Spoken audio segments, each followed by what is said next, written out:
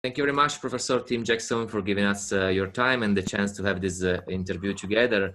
We highly appreciate your work. We follow, say, your theories about economics and sustainable development. We highly appreciate it, especially the worldwide famous book you've been writing quite some years ago, which is Prosperity Without Growth, which actually handles the key concept we're trying to handle in this interview, and not only also in our divulgation activity within SEVA project.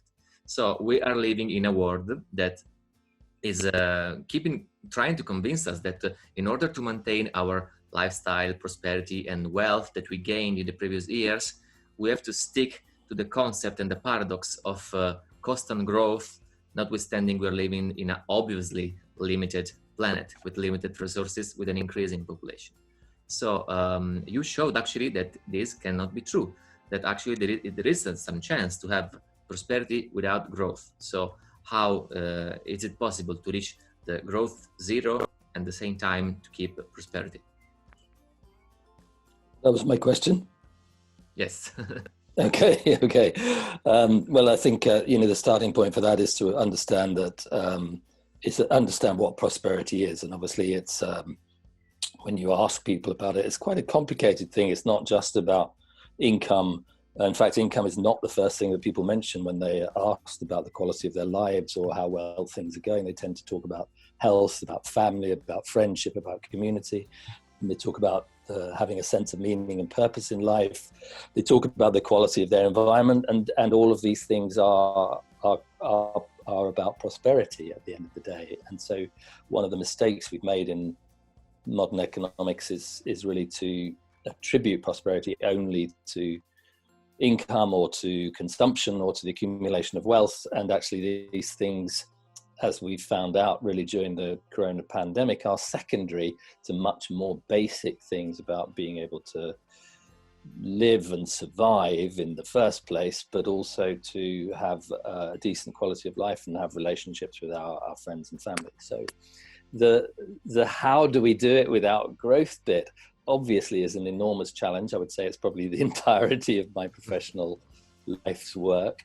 But the broad idea is to separate out what it is that we really need, and to think creatively about how to achieve that with the minimum amounts of materials necessary, and without assuming that our incomes will grow and grow, without having this essential need to accumulate wealth. And if we begin to separate those two things apart from each other, then we have a chance to create what I call prosperity without growth.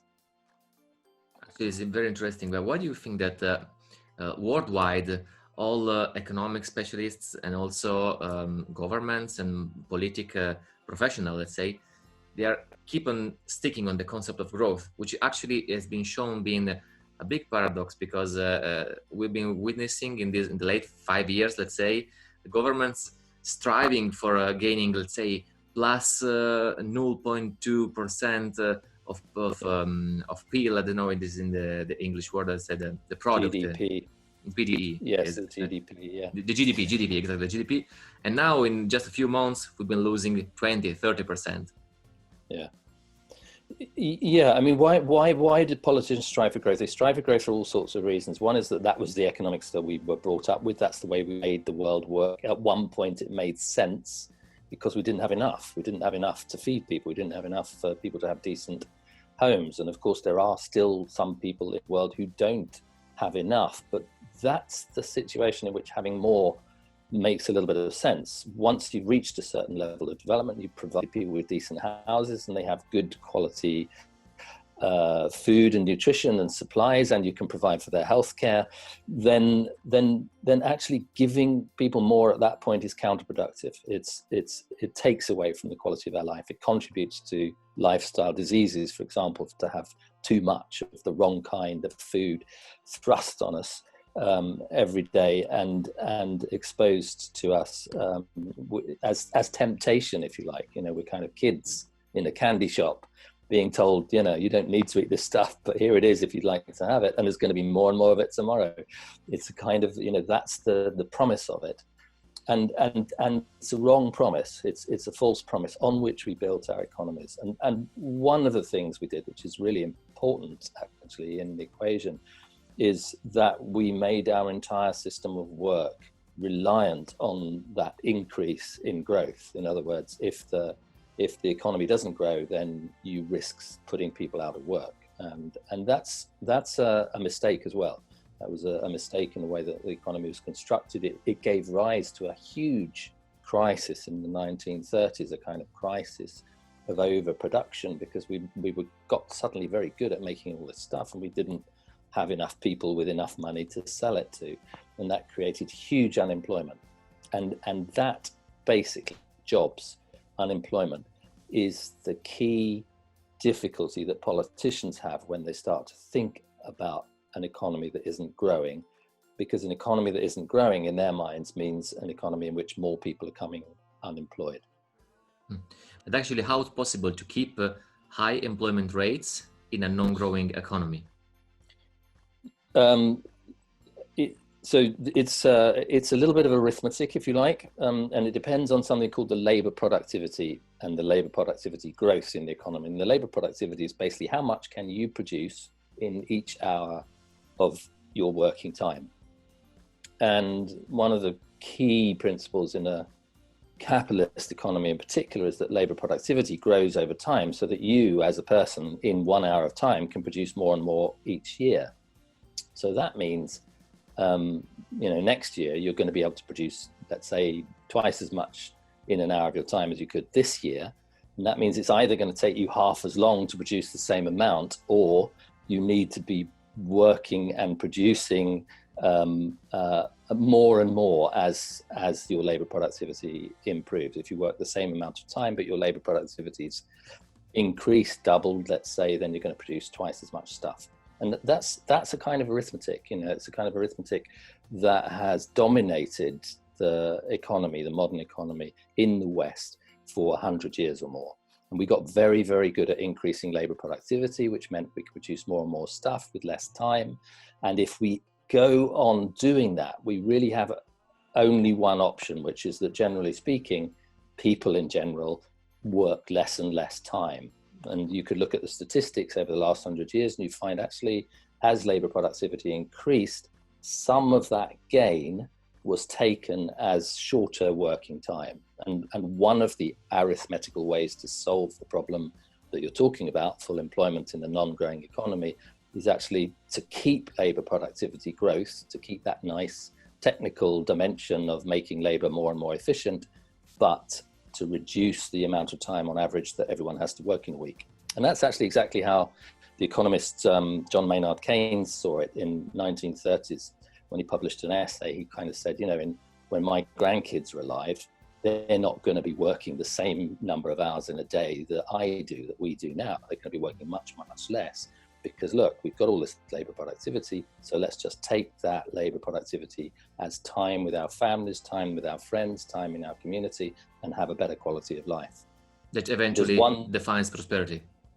Yeah, exactly. Then you've got prosperity. You haven't got growth, and you're not working all of your life, but you've got a decent quality of life, and you've got time to do things that you need. There's one, I just mentioned this very quickly, there's another arithmetical way out of the dilemma that you posed, that you raised, and it is not to accept a continually increasing labor productivity. In other words, to try and say to you, well, I'm not going to make you work twice as much as you were before. I'm not going to insist that you have twice the output next year as you did this year. I'm going to allow you to take the time you need to complete this task in a good, solid, effective way. And there are lots of professions where that really makes a lot of sense. If you think about the care profession, nursing, it doesn't make sense to ask nurses to just see more and more patients every hour, because it's the care that the nurses give to their patients that creates the quality, the prosperity in what they're doing. So slowing down labor productivity growth, that's one option. Reducing the number of hours that we work, that's another option. And put together, those things actually can actually increase employment, even in a non-growing economy. That's actually really interesting. But what I think most people is scared about, I think out of ignorance maybe, but it's in a non-growing economy, we will have to give up and to make some let's say, to give up something that is kind of important in our mind to us. So let's fantasize that, let's say right now, the governments will turn up to you, okay, Professor Tim Jackson, we need your help because we want to stop our growing economy and start the process of a non-growing economy. What do you think that we will have to give up to, or which kind of shock, let's call it this, we will have to go through, if there is any? Yeah, I mean, it's a good question. I'm not sure it's quite framed correctly, though, because I wouldn't say, if a government came to me and said, can we slow down? Of course, just fantasizing. You must be nuts, because that's not the way into it. The way into it is to create the quality of life, is to create the conditions under which people can thrive all the time. And what we have to recognize in a way is that we've done the opposite of that. We've created a condition, a society and an economy, a condition in which people have to go out and buy and shop and get more things and accumulate wealth, because otherwise the economy comes to a grinding halt. And actually, the point is really to turn off that pressure towards consuming more and more just to keep the whole thing going, and to turn on the pressure and the ability for people to thrive in less materialistic ways. And that means very, very specific things. It means, what I would say to the government, and I'd say it very, very clearly, is that what it means you have to do is you have to provide ordinary people, the poorest people in the world, with the best possibilities to thrive in less materialistic ways, given places where they can meet, not just to go shopping, but actually to engage in creative tasks, give them good healthcare, build up volunteer services, create community gardens, build them libraries where they can share books rather than having to buy them, build them a library of things where they don't have to fill their own back gardens and their sheds with the lawnmowers and the electrical tools they need. They can just borrow them on the day they need them and reduce the amount of stuff that's being produced. These are all creative ways to create prosperity, to build prosperity, to invest in prosperity. And it does, you're right to say the government gives me that opportunity. The government would need to give me that opportunity. It would have to create that opportunity for itself. It would have to begin to invest and to support those businesses who are investing in a different kind of prosperity. And I suppose my point, to answer your challenging question about, what are you going to give up, Tim, is you're not giving up. You're actually achieving something better. You're leading a more fulfilling life. It has better relationships in it. You're not full of junk around your house. You have a lean, efficient, well-organized environment in which you can pursue the things that matter to you most. You're not anymore obliged to just go and work forever in order to be able to afford to buy as much as you possibly can just to keep the system going. It isn't a giving up. It's actually a new opportunity to have a better quality of life. That's actually amazing. I totally agree with your point of view, because traveling around the world, I've seen exactly this concept you're talking about, that are what mostly it's an impact on quality of life of people. So in your experience, according to your knowledge, is there any place in the world where this kind of concept are actively pursued, or is so far is just kind of, let's say, hypothesis and theory? Is there some concrete example in the world that is going in that direction? Yeah, I mean, there are places where various examples, I would say, where these ideas or parts of these ideas have been adopted, and they range. They're all not. It's not one country where you could say, yeah, all this is happening, but there are countries where you could say, actually, they're approaching the problem differently. So recently, for example, New Zealand developed its well-being budget. So instead of actually making its financial decisions just on the basis of growth and just on the basis of the GDP, they put together a living standards framework, a set of things that they wanted to prioritize as a government. And they made their budget decisions on the basis of that. And New Zealand at the moment is a very progressive government. It's made enormous strides. But the interesting thing is, two interesting things. One is that the roots of that well-being budget idea, they go back at least 10 years actually towards a very different kind of government. So it has a cross-party buy-in, that idea. And the other point, I guess, is that initiative sits right at the heart of financial decision making in the Treasury.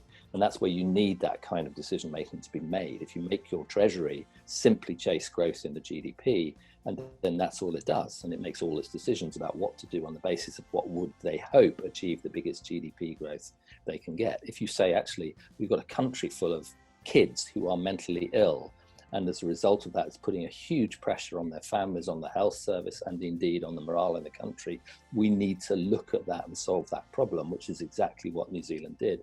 Then you've got an example of a government doing the sort of thing that I'm talking about. There are lots of other, interesting examples. Cuba, for example, after the collapse of the Soviet Union, basically had its GDP, pulled from under it. It had no more GDP growth whatsoever. But because of the organization of the economy and the social strengths that they managed to create in communities, they actually achieved a turnaround in public health in Cuba, even though the GDP was being pulled apart. And they did it again by building these kinds of infrastructures for people to be able to help themselves, to supply things for themselves, to strengthen communities, to engage in healthcare. And people now, Cuba now exports its healthcare and its doctors all around the world because they're recognized as being excellent in the sense of creating quality of life. That, in a way, that it'd be a great thing to have actually would be a little online resource or something with all of these things brought together, almost like a, this is being done here and it's absolutely wonderful. A universal basic income in Alaska, for example, that's been going for about 40 years, which is one of the ways in which you can help people to stay involved in the economy, even when you don't have high rates of employment. And all of these things are a part of the kinds of mechanisms that we're going to need. Actually, there is also, I think, Bhutan is a small kingdom. Bhutan is another. The Bhutan case is very similar to New Zealand. It's gross national happiness, they call it, instead of the gross domestic product.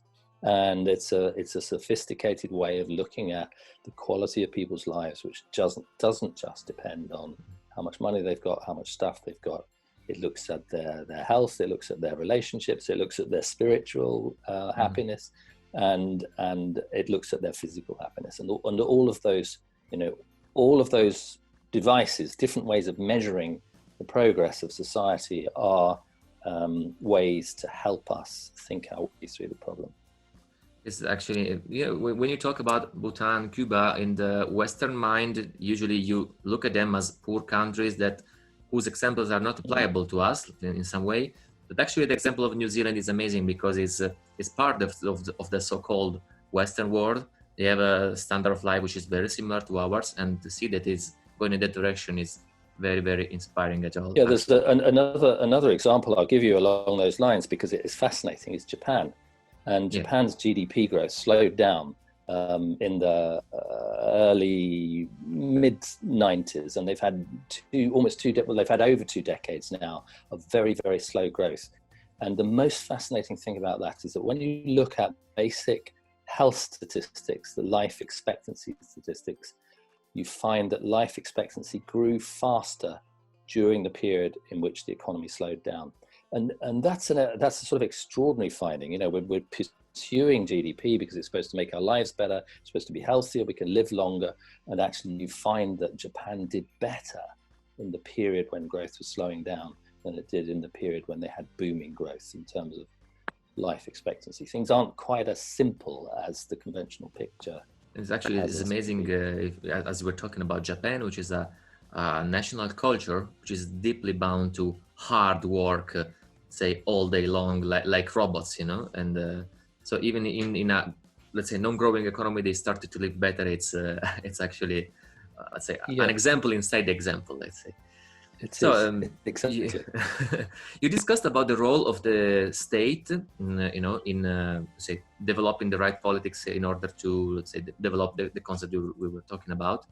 But actually, in Europe now, we are living in a situation where, especially from a financial point of view, from a monetary point of view, we are kind of bound to some external decisions. So let's say every country has to stick to some kind of financial parameters, and actually they don't have that much freedom to handle the economics for their own country, for their own people. And this has actually been very visible in the coronavirus crisis, as many Southern Europe country, Italy especially, has been struggling because of that.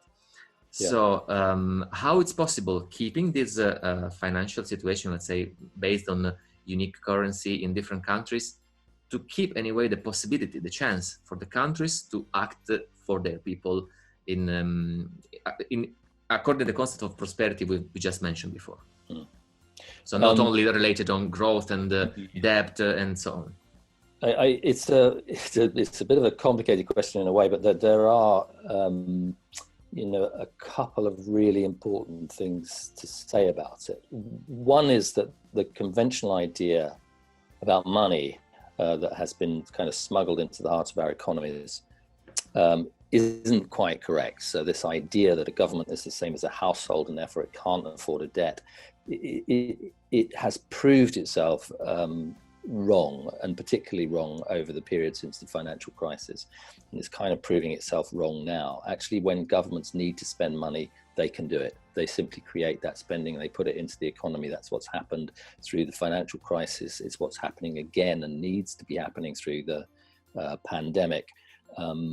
And the way that individual governments with individual currencies can manage that, the side effects of that when they need to, is to change the value of their currencies on international markets. And that is a legitimate strategy that's been followed for decades in both developed and developing countries in order to stabilize national economies and allow governments to spend when they need to ensure the security and the health of their populations. Europe, in creating the monetary zone, and I understand all the reasons why they did it, actually made that very, very difficult for individual European countries. So that is now virtually impossible for European countries without effectively some strategy at the level of the European Central Bank and the financial institutions to allow governments to spend outside these very, very tight rules that the Eurozone imposes on individual governments. And basically, Greece in particular was a classic example of that. And the Greek finance minister in 2015, Yanis Varoufakis, was absolutely clear of the dysfunctionality of that. And he took that argument straight to the heart of the European Union, and he made those arguments very clear, and they didn't like it very much. I mean, they weren't that keen maybe on a guy who turns up on a motorbike and tells them that the system doesn't work. And there was a lot of kind of cultural resistance to his message, but actually his message was right. And I think Europe has to understand the importance of that message, that if you don't allow national governments flexibility to respond when they need to the emergencies of the people, then you have to provide mechanisms that will allow them to do that through the central currency, through the Eurozone itself, which are flexible enough and are fair so that they don't impose unreasonable levels of debt on the poorest countries and allow the richer countries to reap rewards of that. And one of the proposals in relation to the crisis picks up on that point. It's the proposal from Spain for something called permanent debt, which is a way of creating income streams to governments without breaking their back of the governments in relation to the level of debt that they're allowed to keep. And it's going to take something like that. It's going to take, well, my prediction is either the European Union increasingly creates a system in which that flexibility lives within the Eurozone, or else the Eurozone is gone. It cannot sustain itself under the sorts of pressures that national governments are under without some kind of flexibility to allow those governments to respond in ways that defend the best interests of their citizens. Not to do that is undemocratic and is indeed destructive of any idea of a European Union. So it has to be solved, that question. That's actually the key topic we're seeing across all Europe in many national single political discussion. So we will see how it will be. We're almost over with our time, so I will make you only a last question, very quick question, let's say. So as prosperity, as you described very well before, is kind of, let's say, a concept that is not strictly related to money, but actually to single and personal action and the way of living, let's say. Which kind of advice would you give to people that are listening in order to reach their own prosperity in life, let's say, no matter the financial situation, but actually according to the way they live their lives? Breathe. It seems really simple in a way, but actually it's the most basic kind of prosperity there is, and it's also free. It's absolutely free, and actually learning to breathe properly and using the awareness that you achieve by breathing properly opens up a huge horizon of ways to be happier, to be more prosperous, and to live your life differently, but also to contribute in meaningful ways to society. And all of those opportunities exist in almost every community that there is, but obviously each individual makes their own choice, and the best way to make those choices is actually to create a sound relationship between you and the planet that you live on, and the fundamental basis of that relationship is the way you breathe. That's actually amazing. I'm speechless, because it's something I deeply believe in, and it's really wonderful to hear from you. Thank you so much, Professor Tim Jackson, for giving us your time, and for this wonderful and amazing interview that I'm sure will be enlightening for many, many thousands of people that will have chance to access it. So, pleasure. Thank you so much. Bye.